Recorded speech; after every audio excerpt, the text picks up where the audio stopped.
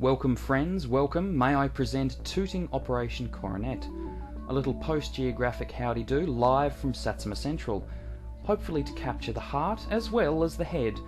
In the event that this goes further than a single episode, I hope to cover all manner of things, from the depths of geek chic to more pressing matters. Onward and upward, let us move to today's topic.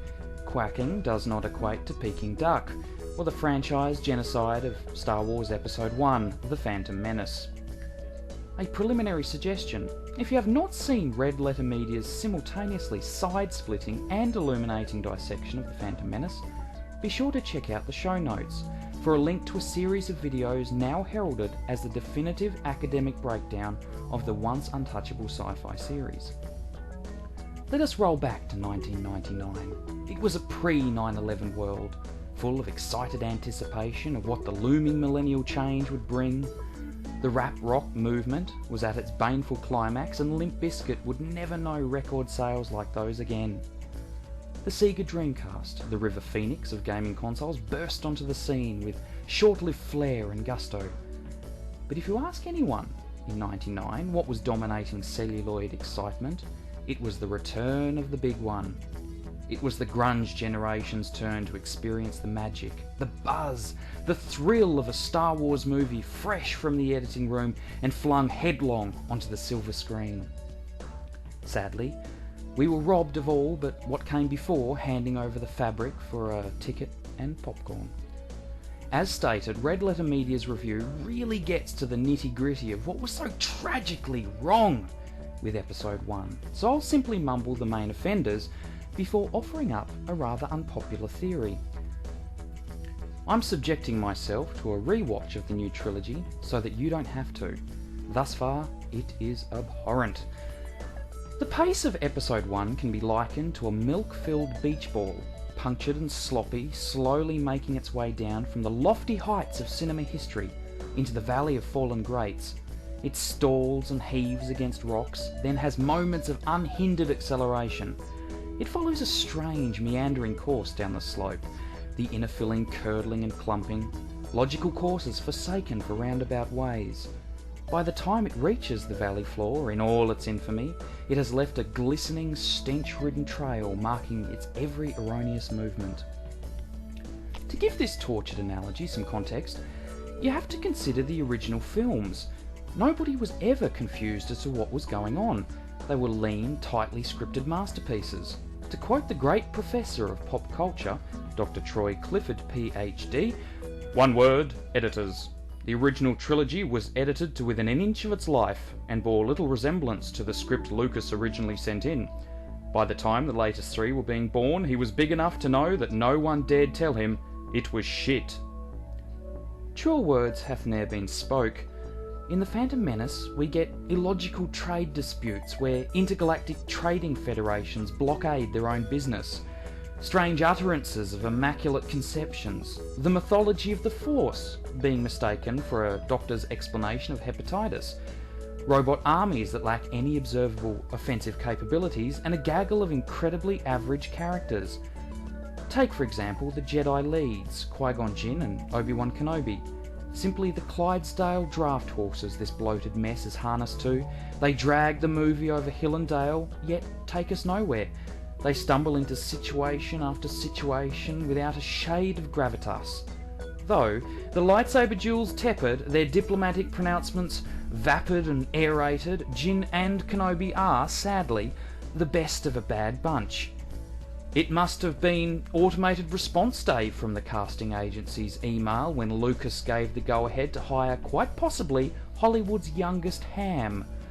Anakin is everything Star Wars is not, but that seems to be the unfortunate running gag of the new trilogy.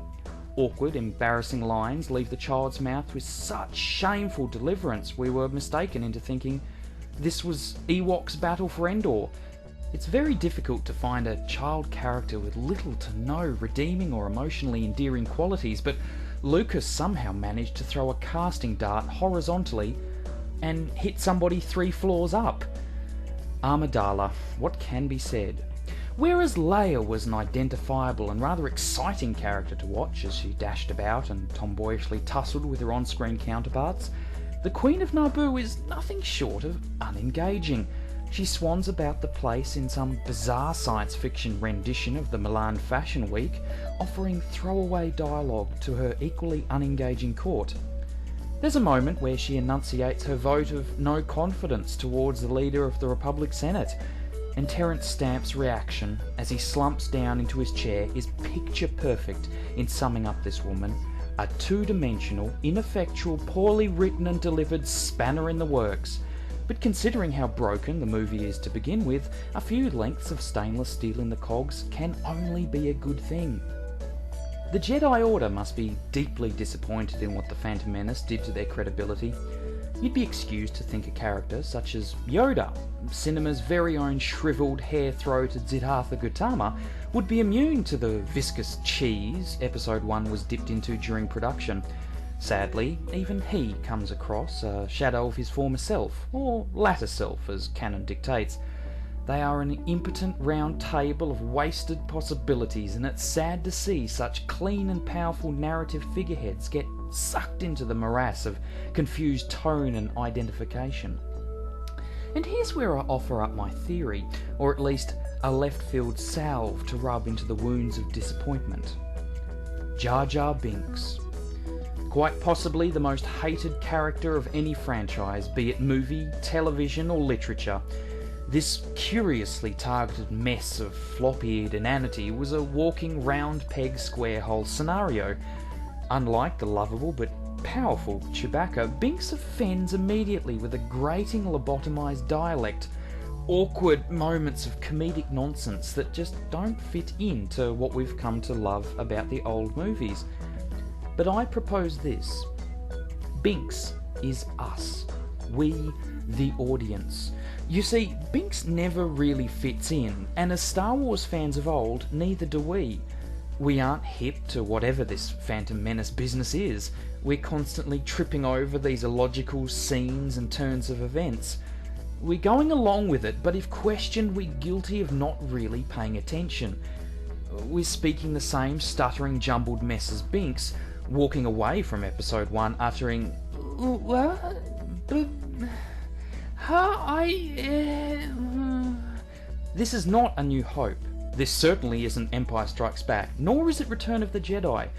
We're shuffled along through a mess of poorly scripted, poorly edited popcorn space hijinks, and we're told that it's all happening for a reason we're not quite sure of.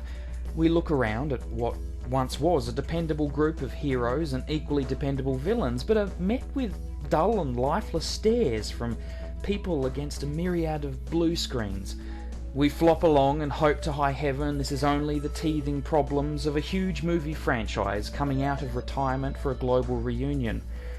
But as we wander into Tatooine again, we know we've stepped in something bad.